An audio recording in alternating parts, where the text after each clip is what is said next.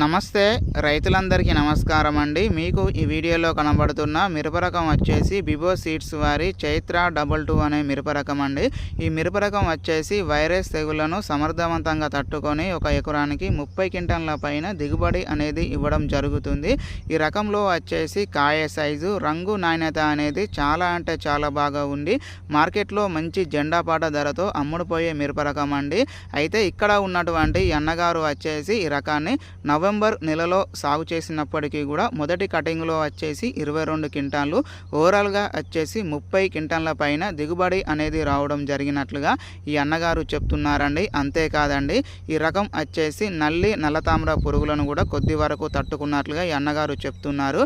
మరి ఒకసారి ఈ సీడ్ గురించి అన్నగారి మాటల్లోనే ఒకసారి చూద్దాము. Sir good morning. Good morning sir. ఏ ఊరు సార్? గరికపాడండి, మండలం బొల్లాపల్లి మండలం, జిల్లా పల్నాడు జిల్లా. ఇది ఏం వెరైటీ సార్ మీరు? బిబో చైత్ర అండి. చైత్ర 22. ఈ వెరైటీ ఎలా ఉంది సార్? బాగుంది సార్.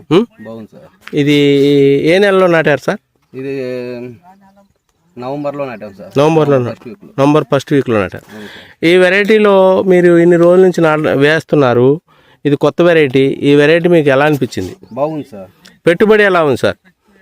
పెట్టుబడి కూడా పెట్టాం సార్.